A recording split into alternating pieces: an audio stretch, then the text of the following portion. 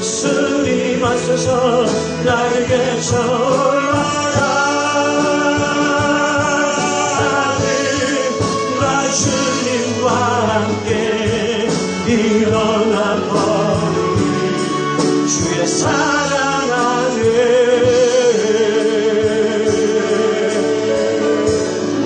주님, 우리가 비상하기를 원합니다. 무엇이 우리를 근심하게 하고 무엇이 우리를 두렵게 합니까? 주의 성령께서 우리를 사로잡아 주옵소서. 주의 말씀으로 사로잡아 주셔서 부흥이 임하게 하여 주옵소서. 우리 교회를 통하여 도시가 변화되게 하시고 나라가 변화되게 하여 주옵소서. 웨슬레 지방의 부흥을 통하여 평양 대부흥이 맺던 것처럼 우리 모현중앙교회를 통하여 하늘의 부흥이 이 땅 속에 임하게 하여 주옵소서. 땅이 요동할 때에 하나님을 바라보게 하여 주옵시고 사람이 흔들릴 때에 오직 주께서 역사하시는 주님의 말씀을 붙드는 하나님의 사람들이 되게 하여 주옵소서. 예수님의 이름으로 기도하옵나이다. 아멘. 오늘 말씀 빌립보서 4장에 있는 말씀을 보겠습니다. 빌립보서 4장 4절에서부터 13절 말씀까지 보겠습니다. 빌립보서 4장 신약 322쪽에 있습니다. 빌립보서 4장 4절부터 13절 말씀까지 함께 한 목소리로 같이 읽겠습니다. 시작. 주 안에서와 항상 기뻐하라. 내가 다시 말하노니 기뻐하라. 너의 간용을 모든 사람에게 알게 하라. 주께서 가까우시니라. 아무것도 염려하지 말고 다만 모든 일에 기도와 간구로 너희 구할 것을 감사함으로 하나님께 아뢰라. 그리하면 모든 지각에 뛰어난 하나님의 평강이 그리스도 예수 안에서 너희 마음과 생각을 지키시리라. 무엇에든지 참되며 무엇에든지 경건하며 무엇에든지 오르며 무엇에든지 정결하며 무엇에든지 사랑받을 만하며 무엇에든지 칭찬받을 만하며 무슨 덕이 있든지 무슨 기림이 있든지 이것들을 생각하라. 너희는 내게 배우고 받고 듣고 본 바를 행하라. 그리하면 평강의 하나님이 너희와 함께 계시리라. 내가 주 안에서 크게 기뻐함은 너희가 나를 생각하던 것이 이제 다시 싹이 남이니 너희가 또한 이를 위하여 생각은 하였으나 기회가 없었느니라. 내가 궁핍함으로 말하는 것이 아니니라. 어떠한 형편이든지 나는 자족하기를 배웠노니 나는 비천에 처할 줄도 알고 풍부에 처할 줄도 알아. 모든 일 곧 배부름과 배고픔과 풍부와 궁핍에도 처할 줄 아는 일체의 비결을 배웠노라. 내게 능력 주시는 자 안에서 내가 모든 것을 할 수 있느니라. 아멘. 13절에서 이야기하고 있는 모든 것이란 하나님께 부여받은 하나님의 부르심과 사명을 이야기합니다. 우리가 이 땅을 살아가면서 하나님의 부르심과 사명 앞에 모든 것을 감당하시고 능히 완성하시기를 주님의 이름으로 축원합니다. 이 모든 것 안에 우리의 직임도 다 포함된다라고 생각합니다. 우리의 사업, 우리의 직장, 우리의 가정 안에서 우리가 맡은 바 본분, 교회의 모든 사명도 다 모든 것 안에 포함되어 있습니다. 근데 모든 것 안에서 우리가 승리할 수 있는 비결은 어디에 있냐면 내게 능력 주시는 그분이 있다라는 거예요. 감사도 내가 하는 것처럼 보이지만 성령께서 우리의 마음을 만질 때에 우리가 감사할 수 있습니다. 감사에 대한 말씀을 준비하면서 그렇게 감사가 제 마음속에 와닿지를 않았어요. 그래서 또 묵상하고 또 묵상하면서 오늘 새벽 예배를 마치면서 제 마음속에 온 것은 감사라는 거는 누가 하냐 하면 내가 하는 거죠. 근데 감사의 대상은 참으로 넓다라고 생각을 해요. 하나님께 감사하는 것이고 우리 남편과 아내에게 감사하는 것이고 우리의 자녀들에게 감사하는 것이고 우리의 환경 속에 감사가 있다라고 생각을 합니다. 그런데 이 감사를 이렇게 다른 말로 한번 이해해 봤습니다. 한번 따라서 하겠습니다. 덕분에. 네, 감사는 나 때문에 감사하는 게 아니라고 생각을 해요. 누군가로 인하여서 감사하는 거죠. 우리 옆에 있는 분들에게 덕분에 감사합니다. 이렇게 한번 더 인사하겠습니다. 감사합니다. 이 감사가 올 한 해 계속 넘쳐나시기를 주님의 이름으로 축원합니다. 양천구의 한나라당 국회의원 후보인 원혜령 국회의원이라는 분이 있어요. 이분의 이력은 좀 화려합니다. 서울대 수석 입학, 수석 졸업, 사법고시 수석, 한국 최고의 엘리트 길을 걸었어요. 머리가 비상하는 가운데 이분이 예수님을 믿고 신앙생활을 합니다. 신앙생활을 함에 있어서 너무나 머리가 비상하니까 하나님의 뜻과 늘 충돌이 있는 거예요. 혹시 머리가 비상한 분 계세요? 하나님의 뜻과 충돌하지 않았으면 좋겠습니다. 그래서 이분이 10년, 20년, 30년 신앙생활하면서 자신의 신앙이 깊어지지 않는 모습을 바라보고 내가 이러면 안 되겠다. 그래서 어느 날 예배하면서 주님, 제가 주님 앞에 항복할게요. 이렇게 기도하기 시작했어요. 그래서 하나님께서의 원혜령 국회의원을 하나님이 쓰신다라는 생각과 사인이 올 때 단순하게 이렇게 했대요. 따라서 합니다. 하나님, 항복해요. 이렇게 그냥 고백했대요. 그러니까 어떤 일이 있냐면 이렇게 고백하고 나서부터 이분의 삶 속에 이상하게 하나님이 축복하시는 것을 경험하게 됐다라고 합니다. 사람이요, 축복과 소유를 받는 것도 중요하지만 진정한 복은 소유 속에 있는 것이 아니라 진정한 복은 만족과 기쁨과 감사 속에 참된 복이 있다라고 믿습니다. 우리가 소유한 것 때문에 감사할 수 있는 사람도 있지만 소유한 것 때문에 불안해하는 사람도 있어요. 소유한 것 때문에 더 많은 것을 가지려고 하는 사람도 있어요. 근데 참된 복, 참된 행복자는 어떤 사람이냐면 조그만 소유를 갖고서도 감사할 수 있는 사람이라고 생각됩니다. 그러니까 믿음의 능력이 어디에 있냐면 오늘 바울이 어떻게 고백하고 있습니까? 12절에 말해보면 나는 비천에 처할 줄도 알고 풍부에 처할 줄도 알아. 사람의 시간이 있고요. 하나님의 시간이 있는 거 혹시 아세요? 사람의 시간이란 사람이 주도권을 갖고서 움직이고 일하는 시간을 사람의 시간이라고 해요. 근데 하나님의 시간은 무엇이냐면 하나님이 일하시는 시간이 있다라는 거예요. 사람이 1년 동안 아무리 열심히 스스로 노력한다라고 할지라도 하나님이 하나님의 시간에 일하면 1년의 일을 하루에 완성할 수 있는 분이 우리 주 하나님이신 줄 믿습니다. 그래서 우리는 흘러가는 시간 속에 우리가 늘 초점을 맞추어야 될 것이 무엇이냐면 하나님의 타이밍이 언제냐라는 거예요. 우리가 일상의 삶을 살아가면서 하나님의 내 삶 가운데 언제 들어오셔서 홍해를 가르시고 가나안의 기름진 복을 부으시고 죽은 자를 살리시고 문제를 해결하시고 목동 다윗을 왕으로 기름 부으시는 그 하나님의 시간을 발견하시기를 축원합니다. 미국의 성공학자 존 G 밀러는 여러 이야기라는 책에서 성공을 위한 처세술 48가지에 대한 법칙을 발견하면서 그 중에 하나가 필요하면 항복하라라는 거예요.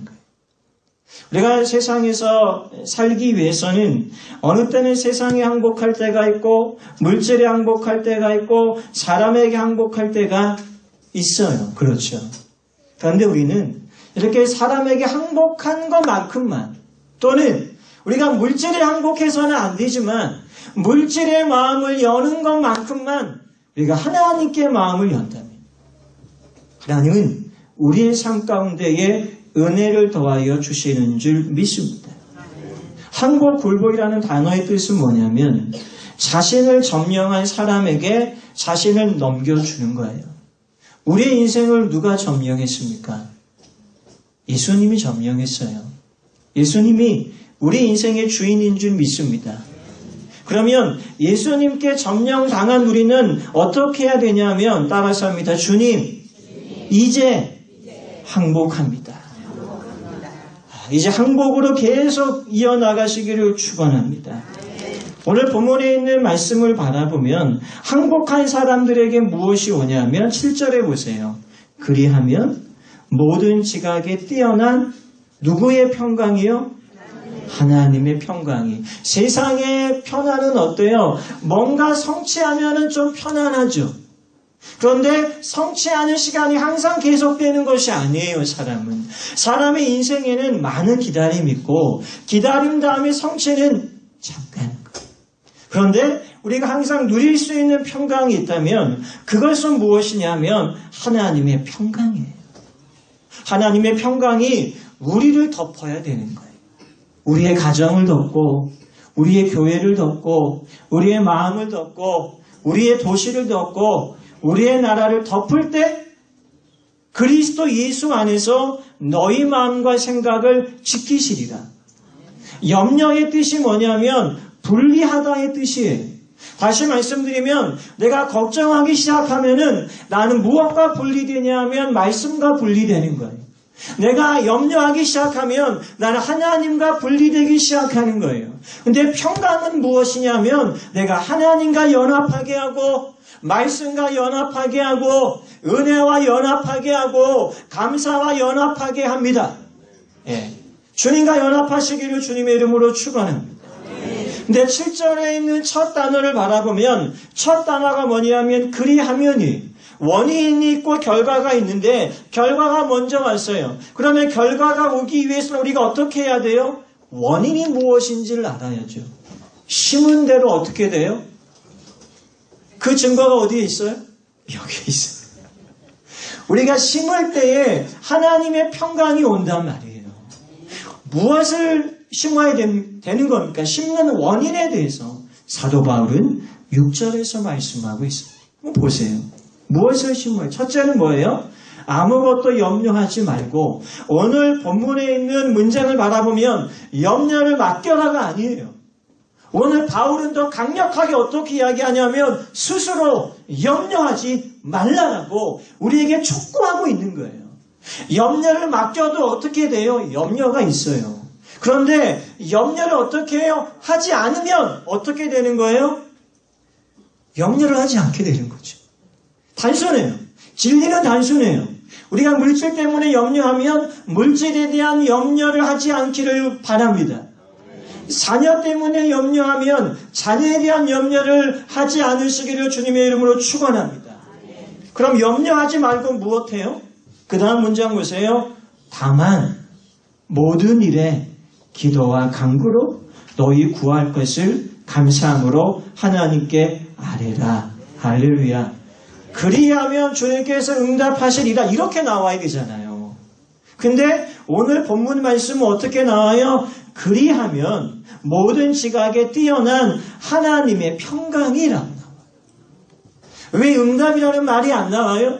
내가 기도하고 내가 간구할 때에 무엇이 필요해요? 하나님의 시간이 필요한 거예요. 오늘 본문에서 빌립보 교회를 바울이 개척을 했어요. 근데 바울이 빌립보 교회를 개척할 때 사실은 바울이 이 빌립보 지역을 마게도니아 지역을 가고 싶지 않고 바울이 가고 했던 유럽이 어디죠? 로마였어요. 로마에 가고 싶어 했어요. 로마에 가려고 하니까 주님께서 환상 가운데에 마게도니아 사람들이 바울 사도를 부르는 환상을 봅니다. 사도행전의 말씀을 기억하세요? 마게도냐의 환상을 보고 마게도냐에 와서 처음에 복음을 전했던 곳이 빌립보예요. 그러니까 빌립보에서 세운 교회는 바울의 열정으로 세워진 교회나 바울의 계획으로 인해서 세워진 교회가 아니라 하나님의 일정표대로 하나님의 스케줄대로 세워진 교회가 빌립보 교회. 빌립보 교회에 와서 전도를 하는데 누구를 만나냐면 귀신 들려 고생하는 불쌍한 여자를 만나는데 이와 같은 여자를 무속인이라고 해요. 이 여자가 점을 치는데 점이 잘 맞아요. 우리 그리스도인들이 이 땅에서 거룩한 말씀으로 나아가야 될 줄 믿습니다. 그래서 사도 바울이 이 귀신을 영적 전쟁에서 물리치게 하고 이 여자를 정신적으로 건강하게 하니까 문제가 어디에서 생겼냐면 이 점을 치는 것 때문에 돈을 번 무리들이 있었는데 이 여자가 건강하게 되니까 어떻게 돼요? 돈줄이 끊긴 거예요. 그래서 누구를 고소했어요? 바울을 고소해서 바울이 빌립보 지하 감옥에 갇히기 전에 바울이 곤장으로 맞고 바울과 실라가 지하 감옥에 갇혔어요. 그들이 지하 감옥에서 무엇을 하죠? 찬양을 해요. 할렐루야. 찬양하니까 어떻게 되죠?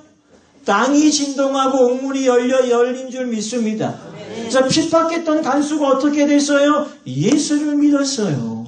그래서 교회가 세워졌는데 빌립보 교회예요. 교회가 세워진 다음에 바울이 어디를 갔냐면 로마에 갔는데 빌립보서를 어디에 썼었냐면 로마의 감옥에 썼었어요. 초대교회의 주의 성령의 충만함이 있었지만 교회의 성령의 충만함만 온 것이 아니라 외부의 로마의 핍박이 있었고 교회 내부에 이단들이 있었고 교인들과의 갈등이 있었기 때문에 바울에게는 염려가 끊이지 않았어요. 특히 감옥에 있는 그가 빌립보 교회의 소식을 듣고 그가 갈 수 없었던 거예요. 그는 로마에서 복음을 전해야 되는데 하나님의 교회로 세워진 빌립보 교회가 흔들리는 거예요. 이때 바울이 결단합니다. 어떻게 결단합니까? 주님 제가 염려하지 않겠습니다. 주님 제가 기도하겠습니다.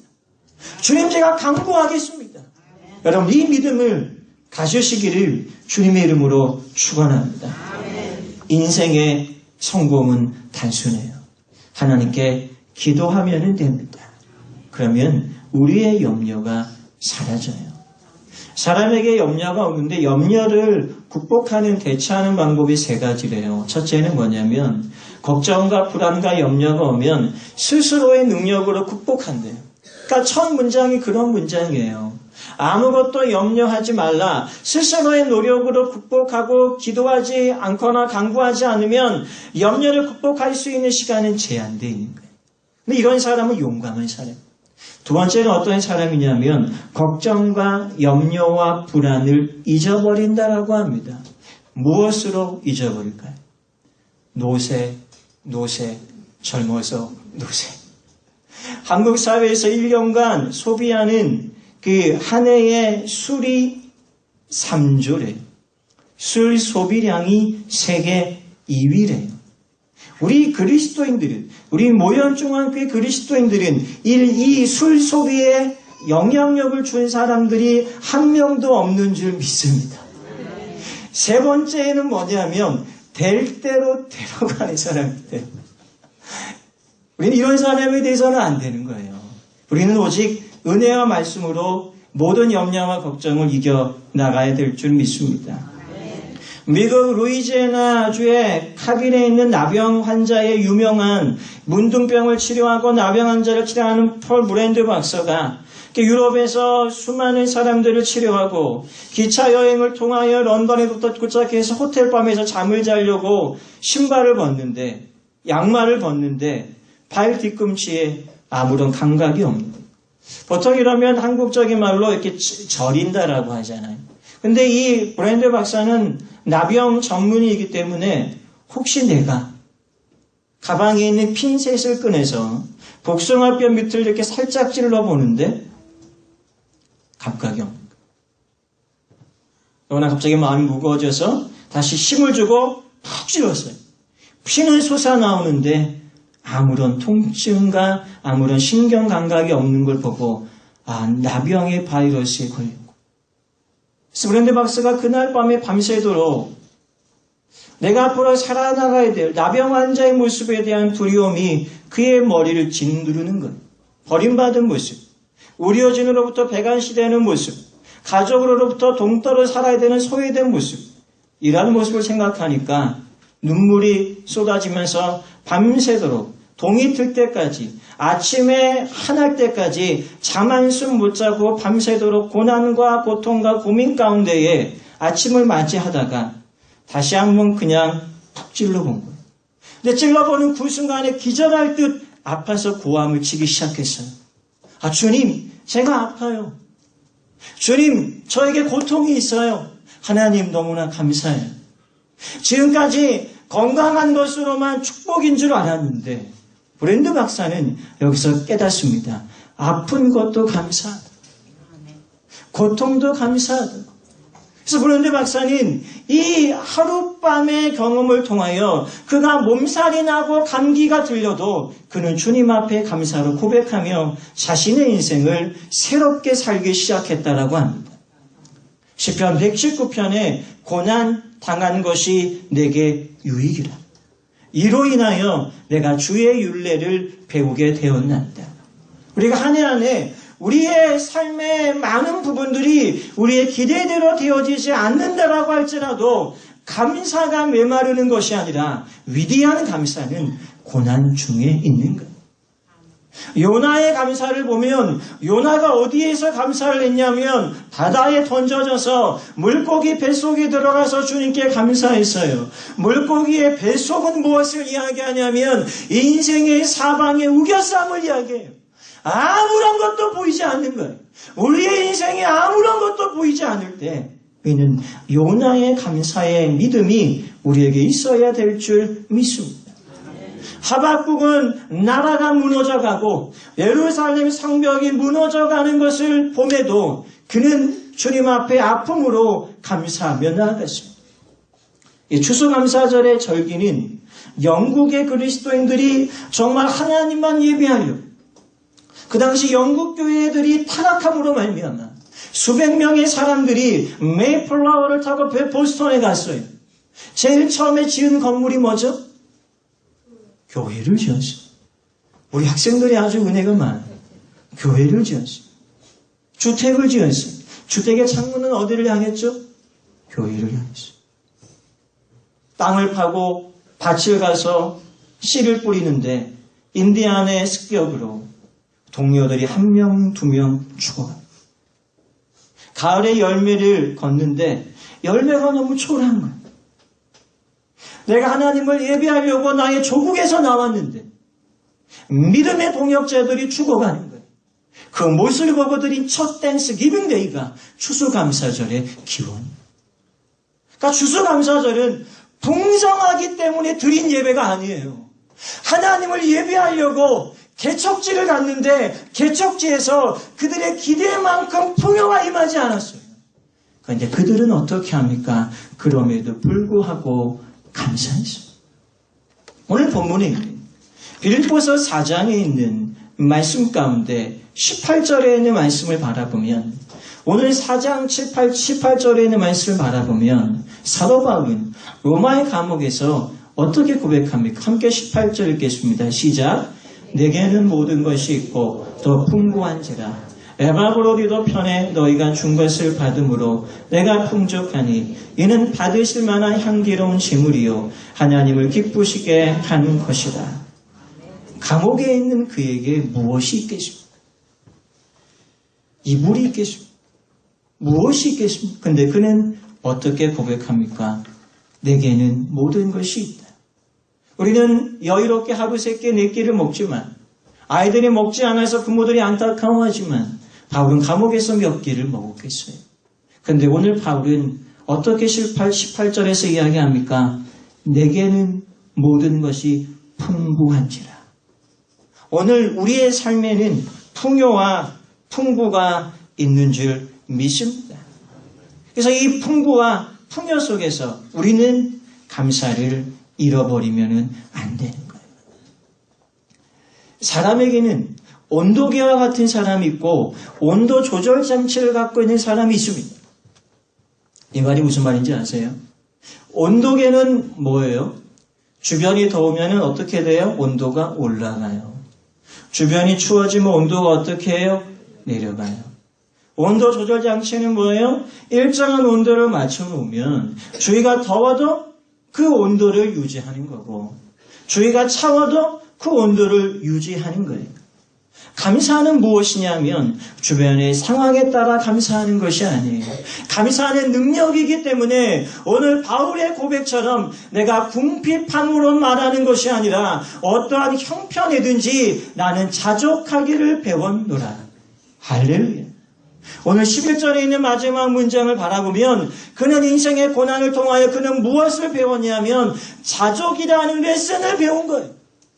우리가 인생의 어려움을 통하여 우리가 배워야 될 것이 뭐냐면 자족입니다. 이 자족의 첫 고백이 무엇이냐면 감사예요. 그래서 감사하며 살아가는 사람이 있고 불평하며 살아가는 사람이 있고 감사와 불평의 경계선을 오가는 사람이 있어요. 이 가운데 가장 행복한 사람은 감사하는 사람인 줄 믿습니다. 달무드에서 이야기하길 세상에서 가장 지혜로운 사람은 배우는 사람입니다. 세상에서 가장 행복한 사람은 감사하며 사는 사람이다라고 했습니다. 우리가 행복해서 감사한 것이 아니라 감사함으로 우리에게 행복이 찾아오게 될 줄 믿습니다. 그러니까 아무런 것도 없을 때부터 시작되는 감사를 무엇이라고 하냐면 제로 감사라. 오늘 깊은 바울의 상황을 바라보면 사도 바울은 배고팠을 거예요. 사도 바울은 많은 고난이 있었을 거예요. 사도 바울은 많은 무시를 당했을 거예요. 근데 그는 빌립보 교회 그리스도인들에게 어떻게 이야기해요? 내가 주 안에서 기뻐한다. 내가 주 안에서 감사한다. 주님이 우리와 함께한다라고 말하고 있습니다. 오늘 이 추수감사 예배를 통하여 진정 기쁨과 감사가 우리 안에 있으시기를 주님의 이름으로 축원합니다. 로고세라피라는 학파를 창시한 빅터 프랭클 박사님, 아우슈비츠 수용소에서 유일하게 생존한 한두 명의 사람이에요. 전쟁이 끝난 다음에 기자들이 물어요. 어떻게 지옥 같은 아우슈비츠 수용소에서 살아나올 수 있었냐고. 그때 빅터 프랭클 박사가 이런 이야기를 해요. 살아야 할 이유를 아는 사람은 어떠한 상태도 견뎌낼 수 있다라는 거예요. 내가 살아갈 수 있는 이유와 목적을 다시 한번 감사절 예배를 통하여 발견하시기를 축원합니다. 살아가야 될 이유가 어디에 있습니까? 주님께서 우리를 부르셨어요. 주님께서 우리에게 직장이라는 사명을 주셨어요. 주님께서 우리에게 가정이라는 사명을 주셨어요. 주님께서 우리에게 사업장의 사명을 주셨어요. 주님께서 우리에게 직분자의 사명을 주셨어요. 주님께서 우리에게 가정의 사명을 주셨어요. 주님께서 우리에게 학생이라는 사명을 주셨어요. 이것을 고백하는 사람들에게는 살아가야 될 이유를 아는 사람이에요. 현대가 풍요롭지만 풍요로운 현대 속에 현대인들이 갖고 있는 심리적인 병폐가 뭐냐면 외롭다라는 거예요. 살아가야 될 목적의 의미를 발견하지 못했다라는 거예요. 추수감사절을 통하여 감사가 나에게 어떠한 가치로 다가오느냐에 대해서 우리가 한 번쯤 깊이 있게 생각해야 된다라는 거예요. 절기는 사람의 이름을 기념하기 위하여 사람의 생애를 기념하기 위하여 만든 시간이 감사절기가 아니라 하나님을 기념하는 거예요. 우리가 하나님의 이름을 기념하고 하나님께 영광되는 삶을 살아가게 될 때 바울이 연약함 속에서도 오늘 바울은 18절 19절에서 하나님께서 풍성하게 채우시고 있다라고 고백하는 믿음의 사람들로 변화되시기를 주님의 이름으로 축원합니다. 본문에 있는 말씀의 결론을 내리겠습니다. 존 자인은 감사하는 삶에는 세 가지의 유익이 있다고 합니다. 감사 일기를 쓰는 사람도 있어요. 매일매일 감사의 고백을 하게 되면 어떠한 은혜가 있냐면 첫째로 배심이 생깁니다. 이 말이 뭐냐면 어떠한 어려움이 닥쳐와도 담대하다라는 거예요. 두 번째는 뭐냐면 해독제가 생긴다. 이 말이 무엇이냐면 아무리 상처를 받아도 상처 가운데 감사하는 사람은 상처를 오래 품지 않고 금방 풀어버린다라고 이야기합니다. 셋째, 방부제가 생긴대요. 방부제 역할은 뭐예요? 썩지 않는 거예요. 이 세상을 썩어질 세상이라고 하잖아요. 근데 감사하는 사람은 썩지 않을 영원한 세계를 바라보며 살아가는 거예요. 불평하는 사람, 절망하는 사람, 낙심하는 사람, 우울하는 사람들에서 변화되어 감사하는 사람들로 살아가시기를 주님의 이름으로 축원합니다. 기도하겠습니다. 브랜드 박사가 밤새도록 내가 나병에 걸렸으면 어떻게 하지라는 고민과 두려움 속에 빠져 있었을 때에 다가오는 아침 앞에 그가 고통의 은혜를 발견했던 것처럼 우리가 우리의 교회 안에 있는 고통의 은혜를 발견하게 하시고 고난의 은혜를 발견하게 하여 주셔서 그 가운데에 감사가 우리의 마음 가운데에 회복되게 하여 주시옵소서. 주신 자도 하나님이시요 취하신 자도 하나님이십니다. 주님 우리에게 주시며 우리와 함께하여 주옵시고 우리가 기대하는 만큼 이루어지지 않는다라고 할지라도 하나님 한 분만을 의지하며 살아가게 하여 주시옵소서. 예수님의 이름으로 기도하옵나이다. 아멘.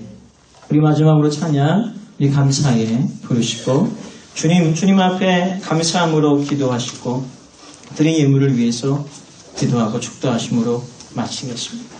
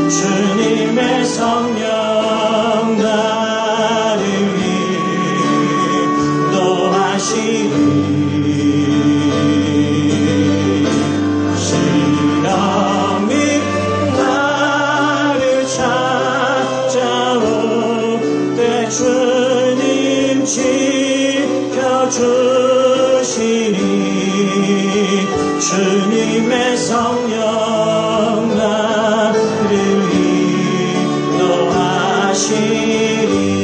감사해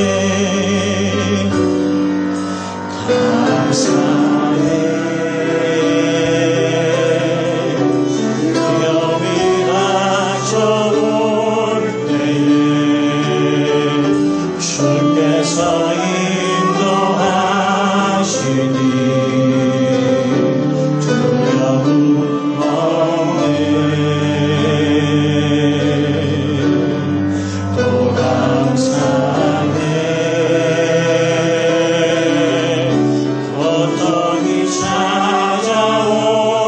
때에 주께서 인도하시니 주님의 성령 나를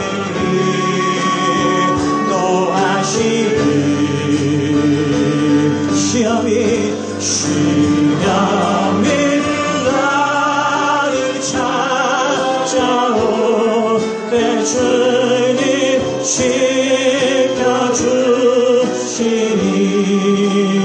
주님의 성령 나를 인도하시.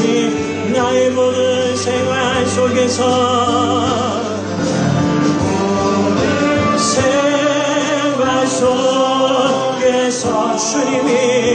주님이